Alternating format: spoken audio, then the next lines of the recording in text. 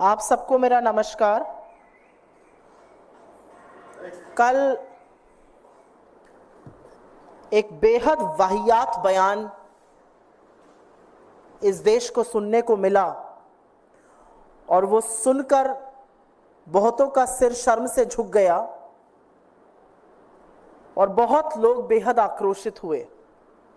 और ये बयान और इस तरह के बयान देने में उनको पारंगत हासिल है, लेकिन अब वो सिर्फ एक फिल्म एक्टर नहीं, भारतीय जनता पार्टी की सांसद हैं, बड़ी चुनी हुई सांसद हैं, बड़ी प्रिय सांसद हैं, हैंडपिक करी गई थी वो शीर्ष नेतृत्व के द्वारा।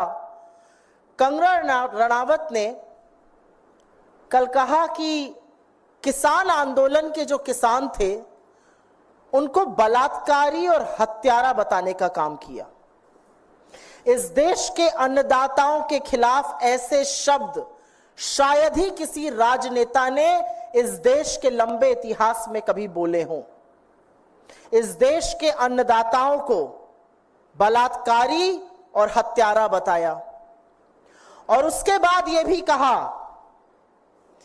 कि ये जो सारा किसान आंदोलन था, जो किसान अपने हक की, अपने अधिकारों की, अपने सशक्तिकरण की लड़ाई लड़ रहे थे, जो प्रदर्शन शांतिपूर्ण था, जहां 700 से ज्यादा किसानों की शहादत हो गई, जहां 1.25 से 1.5 साल तक किसान खुले आसमान के नीचे गर्मी, पानी, बरसात, आंधी में, ओलों में बैठे रहे,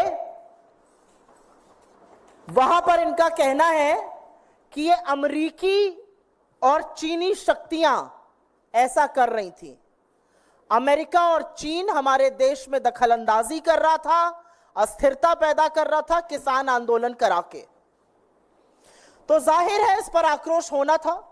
जाहिर है इस देश की रीढ़ की हड्डी किसान है।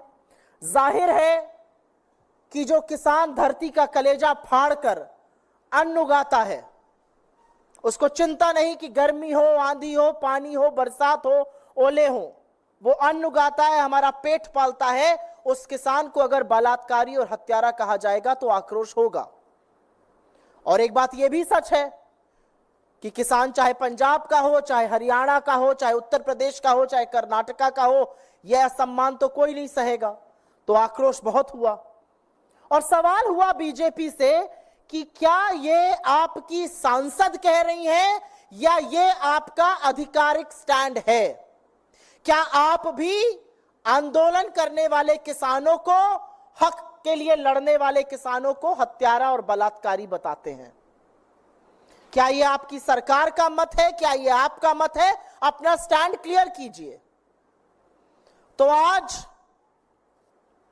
एक रेयर मूव में, क्योंकि हरियाणा का चुनाव भी पास में है और आगामी हार तो ऐसी है कि चुनाव टालने की मांग हो रही है। पता है कि 240 पर लाकर देश के मजदूर और किसानों ने सबक सिखाया है, अभी हरियाणा बिस्तर बोरिया बंधवाने वाला है। तो एक स्टेटमेंट आया भारतीय जनता पार्टी की ओर से जिसमें कहा गया कि किसान आंदोलन के परिप्रेक्ष्य में दिया गया बयान पार्टी का मत नहीं है, उनसे गहरी असहमति है इस बयान से और नीतिगत विषयों पर बोलने के लिए ना वो अधिकृत है, ना उनको अनुमति है और उनको निर्देशित किया गया है कि वो इस प्रकार के बयान भविष्य में ना दें। तो हमारे इस मंच से कुछ सवाल हैं। आपकी चुनी हुई सांसद है, चहेती सांसद है, बड़ी लोकप्रिय है आप लोगों के पार्टी में। अगर ये उनका मत नहीं है, अगर आपकी पार्टी का ये मत नहीं है, तो निकाल बाहर करिए ऐसे सांसद को। ये मैं हृदय से माफ करने वाली राजनीति अब नहीं चलेगी 2024 में। प्रज्ञा ठाकुर गोडसे की पुजारी को हृदय से माफ नहीं कर पा रहे थे, अब ये हमारा मत कह के पलड़ा झाड़ने हम नहीं देंगे। अगर ये आपका मत नहीं है दोस्तों, इस तरह की वीडियो देखने के लिए हमारे चैनल को लाइक एंड सब्सक्राइब कर दो और बेल आइकन दबाना मत भूलें। तो इस देश के किसानों के खिलाफ जिसने इस तरह की बात की है, उसको किसी कीमत पर संसद में बैठने का हक नहीं है। निकाल बाहर कीजिए अपनी पार्टी से, हाथ जोड़ के माफी मंगवाइए किसानों से, और अगर ये सब कुछ नहीं कर सकते तो आप खुद माफी मांगिए इस देश के किसानों से। यह तो बात किसानों के बारे में हो गई। उन्होंने एक अत्यंत विचलित करने वाली बात आगे भी कही थी, जिसका मैंने उल्लेख किया है। उन्होंने कहा यहां पर बांग्लादेश जैसी स्थिति बनाने का काम अमेरिका और चीन कर रहे थे। तो हमारा सवाल है कि नरेंद्र मोदी की नाक के नीचे क्या वो इतने कमजोर हैं कि इस देश में अस्थिरता पैदा कर रही है विदेशी शक्तियां? तो इस पर पार्टी तो नहीं बोल सकती है। इस देश के विदेश मंत्रालय को, इस देश के गृह मंत्रालय को इस पर जरूर बयान देना चाहिए, जरूर स्पष्टीकरण करना चाहिए, क्योंकि हम भी परेशान हैं। आपकी सांसद कह रही हैं कि हिंदुस्तान की सरजमी पर अस्थिरता पैदा करने का काम दो विदेशी ताकतें अमेरिका और चीन कर रहे हैं। इस पर आपका क्या मत है?